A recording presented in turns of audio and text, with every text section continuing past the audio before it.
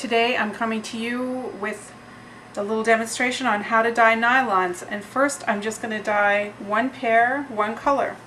So here they are, and I like to have them wet before I start.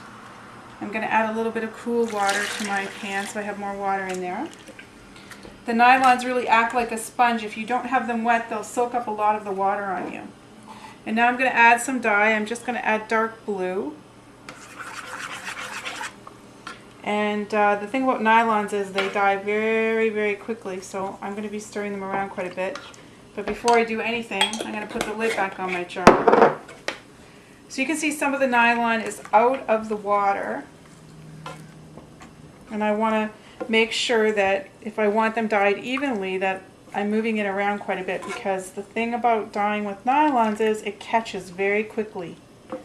You can see already how the black in this dark blue has already taken up.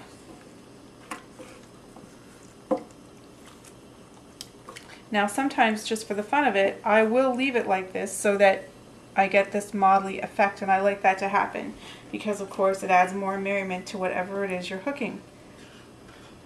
And now we'll pause for a moment and rejoin you. Now here I am back after a minute or so. I had to wait for my water to heat up, and I'm ready to add some acid. So I have my citric acid crystals here, and I have about 1/32 of them. I'm going to sprinkle them on, maybe give a little touch more because I want our little video to go quickly. And I would wait for the water to clear completely.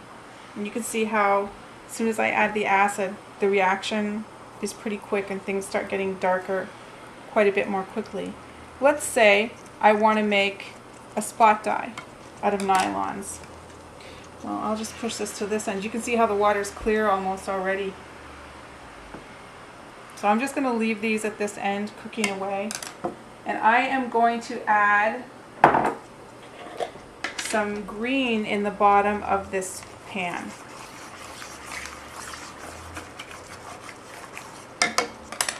This is how I make spot dyes with nylons, because they grab up really quickly. And actually I do this with roving too. And I make sure that some of the nylon is up and out of the water, because don't forget, the acid's already in there and it's going to start taking up immediately. You can put quite a few in. If I'm doing this in a pan in the oven, I lay them out more, but this is what I'm going to be doing right now. So I want to add some other color. I'm going to have to really do some magician tricks here, which I don't usually do.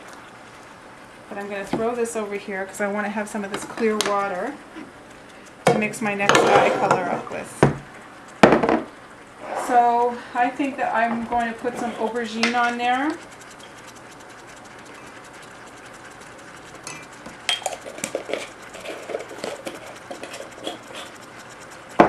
All these colors I'm using today are algal colors. It doesn't matter, just use whatever you have.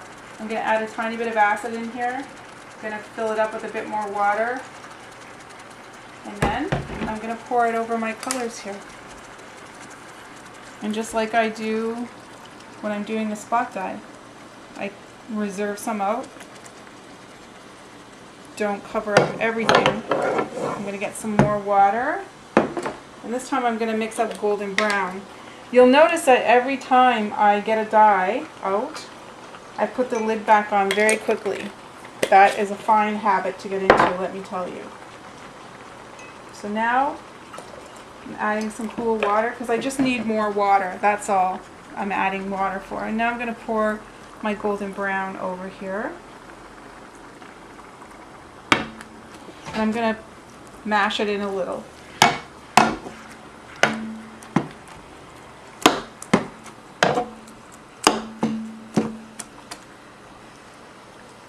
Now it kind of looks like a dog's breakfast, but never fear.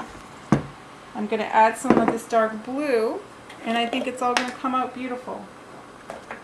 And if it doesn't, you know with dyeing you can just keep on going. But I don't add any more green. Most of the pieces of nylon have quite a bit of green on them because they laid down in it at first. And now to top this up with some extra water. And now I'm going to try to make sure first off that I get all these white spots covered up.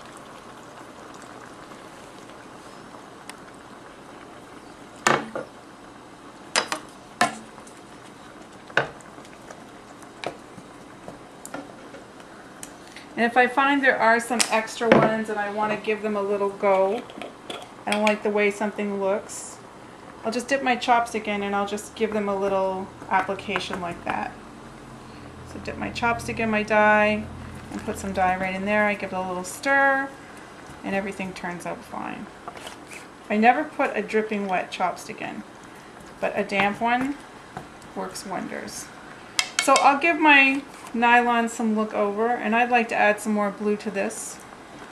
And I kind of look at them all to see, do I like it, do I not? And it's quite easy to amend it. So I'll be putting this results on the welcome mat in the main page in Current Matters so that you can see what they look like when they're all done. I hope you give it a try because they're a lot of fun to hook with, and that's going to be the subject of my next movie. Thanks for watching.